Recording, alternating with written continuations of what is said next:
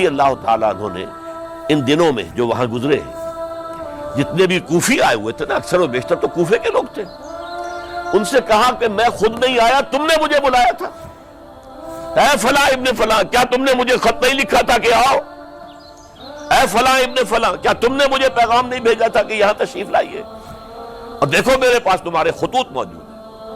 وہ ایک تھیلا جس میں کہ خطوط ہے وہ بھی لا کے میدان میں رکھ دیا۔ 20 جو ہے خاندان بنی ہاشم میں سے شہید ہوئے۔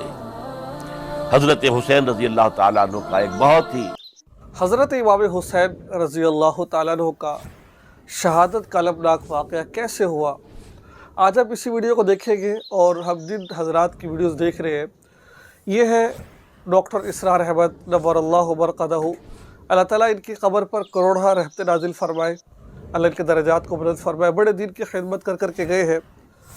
آج یقین مانے بڑے خوبصورت انداز میں ان کی گفتگو کو ہم سماعت فرماتے ہیں کہ حضرت امام حسین رضی اللہ تعالیٰ عنہ کو کیسے شہید کیا گیا۔ ویڈیو کو آخر تک دیکھیے گا، انشاءاللہ بہت فائدہ ہوگا، بہت کچھ سیکھنے کو ملے گا، بہت اعتراضات کے جوابات ملیں گے۔ آئیے چلتے ہیں۔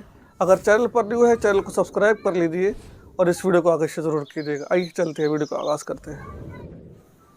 حسین رضی اللہ تعالیٰ عنہ نے ان دنوں میں جو وہاں گزرے ہیں، جتنے بھی کوفی آئے ہوئے تھے نا، اکثر و بیشتر تو کوفے کے لوگ تھے، ان سے کہا کہ میں خود نہیں آیا، تم نے مجھے بلایا تھا، اے فلاں ابن فلاں، کیا تم نے مجھے خط نہیں لکھا تھا کہ آؤ؟ اے فلاں ابن فلاں، کیا تم نے مجھے پیغام نہیں بھیجا تھا کہ یہاں تشریف لائیے؟ اور دیکھو میرے پاس تمہارے خطوط موجود ہیں۔ وہ ایک تھیلا جس میں کہ خطوط ہے وہ بھی لا کے میدان میں رکھ دیا۔ 20 جو ہے خاندان بنی ہاشم میں سے شہید ہوئے۔ حضرت حسین رضی اللہ تعالیٰ عنہ کا ایک بہت ہی انفنٹ چھوٹا بچہ وہ بھی شہید ہوا۔ باقی سب مرد، تمام مرد، سوائے ایک حضرت حسین کے بیٹے حضرت علی بن حسین زین العابدین کہلائے بعد میں، وہ بیمار تھے، وہ جنگ میں حصہ نہیں لے سکتے تھے، وہ بچ گئے۔ صرف یہ ہے 10 محرم الحرام اور سن 61 ہجری میں حضور کے نواسے، اور جن کے بارے میں حضور نے فرمایا سیدہ شباب اہل الجنہ، حضرت حسین شہید کر دیے گئے۔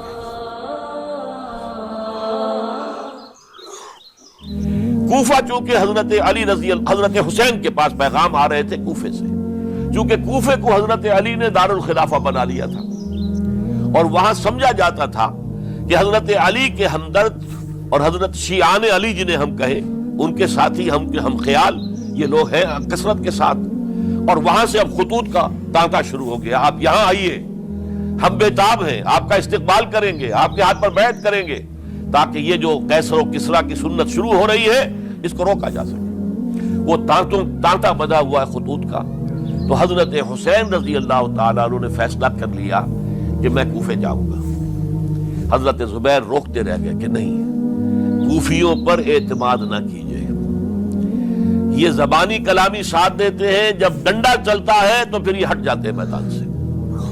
اور حضرت حسین رضی اللہ تعالیٰ عنہ بامروت انسان، شریف النفس انسان، کیسے ممکن تھا غیرت مند غیور انسان وہ کیسے ان کی بات کو رد کر دیتا؟ لہذا اچھا چلو چلتے ہیں کوفے کی طرف۔ آگے بڑھتے چلے گئے، کربلا میں پہنچ گئے۔ جو کچھ وہاں ہوا ہے پھر آپ کو معلوم ہے۔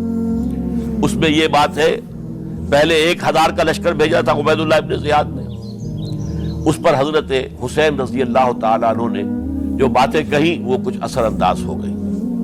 ان کا افسر جو تھا حر بن یزید تمیمی، وہ بعد میں حضرت حسین کا حامی ہو گیا، اور حضرت حسین کے ساتھ ہی اس کو بھی شہادت نصیب ہوئی۔ پھر دوسرے کو بھیجا عمرو بن سعد۔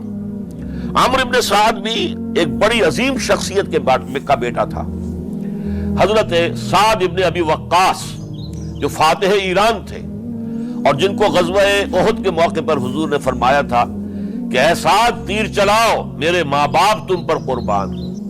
جبکہ احد میں گھیراؤ کر لیا تھا حضور کا، اور کفار قتل کرنے کے لیے ہجوم کر رہے تھے، اور کچھ حضرات تیر چلا کے انہیں پھینک رہے تھے، دور جو ہے ہٹا رہے تھے، ان میں سے حضرت سعد ابن ابی وقاص بھی تھے۔ پھر وہ فاتح ایران تھے، اسی لیے گورنر بن گئے تھے ایران کے۔ سعد جو ہے ان کا بیٹے، یہ عمرو جو ہے، یہ اب ایک بڑے صوبے کا گورنر بھی تھا، اس وقت 4000 آدمی دے کر بھیجا۔ وہ بھی نرمی کرتا رہا، اس نے کوئی تشدد نہیں کیا، اس کے اندر بہرحال اپنے عظیم باپ کے خون کا کچھ اثر تھا، لیکن یہ کہ پھر ابن زیاد کو اطلاع مل گئی کہ عمرو ابن سعد جو ہے وہ تو لے تو لال کر رہا ہے، حملہ نہیں کر رہا، قتل نہیں کر رہا، بلکہ یہ کہ وہ تو اس راستہ بھی دینے کے لیے تیار ہے کہ نہ مدینے کی طرف جائیے اور نہ آپ مکے کی طرف جائیے، نہ کوفے کی طرف جائیے، بلکہ آپ چاہے تو دمشق چلے جائیں، یزید سے اپنا معاملہ کر لیں۔ اس پر ابن زیاد نے پھر وہاں سے خط لکھا ہے، میں نے تمہیں اس کام کے لیے بھیجا تھا، میں نے تمہیں حکم دیا تھا حسین سے میری بیعت لو، یعنی میری بیعت کے ذریعے یزید کی بیعت لو اور اسے پکڑ کر لا کر میرے سامنے پیش کرو۔ لہذا پھر اس نے ایک بہت خونخوار شخص کو زیادہ فوج دے کر بھیجا ہے، اور وہ جو ہے اس نے آ کر جو ہے شمر نے پھر اس نے فیصلہ کن معاملہ کیا۔ حضرت حسین رضی اللہ تعالیٰ عنہ نے ان دنوں میں جو وہاں گزرے ہیں، جتنے بھی کوفی آئے ہوئے تھے نا، اکثر و بیشتر تو کوفے کے لوگ تھے، ان سے کہا کہ میں خود نہیں آیا، تم نے مجھے بلایا تھا، اے فلاں ابن فلاں، کیا تم نے مجھے خط نہیں لکھا تھا کہ آؤ؟ اے فلاں ابن فلاں، کیا تم نے مجھے پیغام نہیں بھیجا تھا کہ یہاں تشریف لائیے؟ اور دیکھو میرے پاس تمہارے خطوط موجود ہیں۔ وہ ایک تھیلا جس میں کہ خطوط ہے وہ بھی لا کے میدان میں رکھ دیا۔ یہ حضرت حسین رضی اللہ تعالیٰ عنہ کی شرافت اور اپنی صاف دلی، کوئی اس کے اندر عیاری نہیں تھی ان کے اندر، معاذ اللہ ثم معاذ اللہ، لیکن یہ کہ اس کا نتیجہ اچھا نہیں نکلا۔ نتیجہ کیا نکلا؟ اب انہیں پتا چل گیا کوفیوں کو، اگر اب حسین زندہ دمشق پہنچ گئے یزید کے پاس تو یہ ہم سب کا بھاڑا پھوڑ دیں گے، ہماری شامت آ جائے گی، لہذا اب تو کسی صورت انہیں زندہ نہیں رہنے دینا۔ یہ ایک بڑا اہم واقعہ نوٹ کر لیجیے اس کو، اس لیے کہ حضرت حسین نے ایک ایک کا نام لے کر، اے فلاں ابن فلاں، اے فلاں ابن فلاں، اے فلاں ابن فلاں، کیا تم نے خط نہیں لکھا تھا؟ کیا تمہارا پیغام نہیں تھا؟ اب انہوں نے دیکھا کہ یہ بھانڈا اگر یزید کے ہاں جا کر پھوڑ دیا گیا تو پھر ہماری خیر نہیں ہوگی۔ یہی وجہ ہے حضرت حسین کو شہید کرنے کے بعد، یہ نوٹ کر لیجئے، 72 آدمی تھے کل، جس کو کہہ لیں لشکر حضرت حسین کا رضی اللہ تعالیٰ، ان میں سے 20 خاندان بنی ہاشم کے چشم و چراغ تھے۔ وہ بڑی بہادری سے لڑے، بڑی بہادری سے لڑے، ایک ایک نے لڑ کر جان دی ہے، بہت سو کو مارا ہے۔ یقاتلون فی سبیل اللہ فیقتلون ویقتلون، قتل کر بھی رہے تھے، قتل ہو بھی رہے تھے، ایک ایک کر کے قتل ہو رہے تھے، شہید ہو رہے تھے۔ 20 جو ہے خاندان بنی ہاشم میں سے شہید ہوئے۔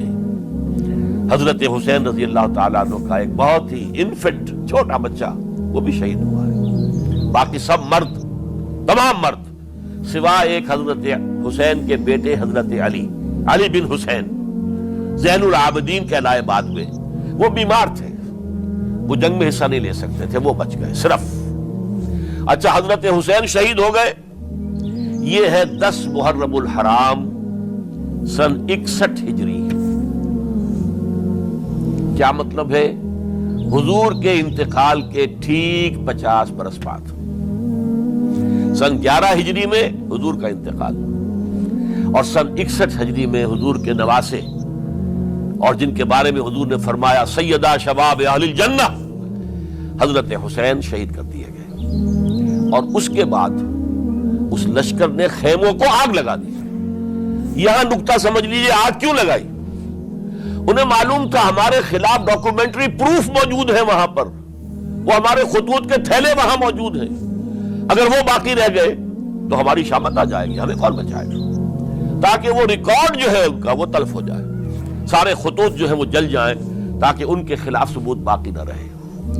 یہ عظیم سانحہ کربلا، کتنی خوبصورت انداز میں گفتگو کو سماعت فرمایا، بہت ہی زیادہ ایمان افروز واقعہ تھا جو ڈاکٹر اسرار احمد نے مختصر سے انداز میں اس کو بیان کر دیا ہے۔ کتنی خوبصورت بات کہی ہے جو لوگوں کو سمجھ نہیں آتی ہے۔ بھئی یزید کو اس کے بارے میں علم نہیں تھا کہ حضرت امام حسین کو شہید کیا گیا ہے۔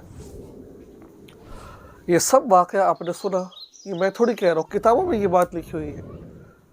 آج تو آپ نے ڈاکٹر اسرار احمد نور اللہ مرقدہ کی زبانی بھی اس میں گفتگو کو سماعت فرما لیا ہے۔ تو لہٰذا